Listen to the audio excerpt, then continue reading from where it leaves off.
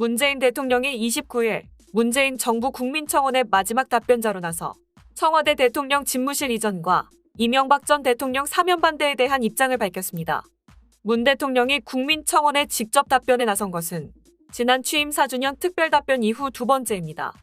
문 대통령은 답변하기가 조심스러운 청원도 있지만 현재까지 20만 명 이상 동의하신 국민청원에 대해 모두 한꺼번에 답변을 드린다고 말했습니다. 이날 문 대통령은 대통령 집무실 이전에 반대하는 청원 두 건에 대해 청원인들은 정부 교체기 안보 공백 우려와 함께 불필요한 재정 소요 등 문제점을 지적하며 충분한 논의와 준비 없이 진행되는 이전에 반대한다는 의견을 주셨다. 개인적으로는 청원 내용에 공감한다고 말했습니다.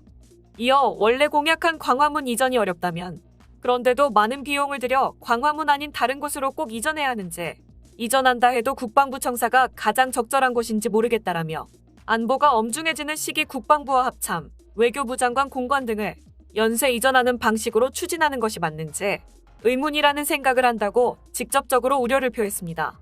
그는 차기 정부가 꼭 고집한다면 물러나는 정부로서는 혼란을 더 키울 수 없는 것이 현실이라면서도 우리 정부는 무엇보다도 집무실 이전 과정에서 안보 공백과 경호 공백이 발생하지 않는 데 심혈을 기울이고 있다. 그렇게 하지 않을 수 없는 우리 정부 입장에 양해를 구한다고 말했습니다. 이명박 전 대통령 사면 반대 청원과 관련해서는 국민 화합과 통합을 위해 사면에 찬성하는 의견도 많다면서 사법 정의와 국민 공감대를 잘 살펴서 판단하겠다고 답했습니다. 최근 종교계와 시민사회단체, 경제단체 등을 중심으로 이 전 대통령과 김경수 전 경남지사, 이석기 전 의원 등 정치인, 이재용 삼성전자 부회장 등 경제인, 여기에 조국 전 법무부 장관 부인인 정경심 전 동양대 교수를 사면해달라는 요구가 잇따랐습니다. 정치권에서는 문 대통령이 이 전 대통령과 김 전 지사를 동시 사면할 가능성을 유심히 지켜보고 있습니다.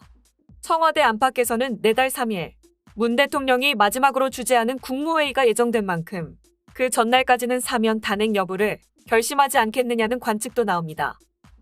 지금까지 FNL 뉴스 박하영입니다.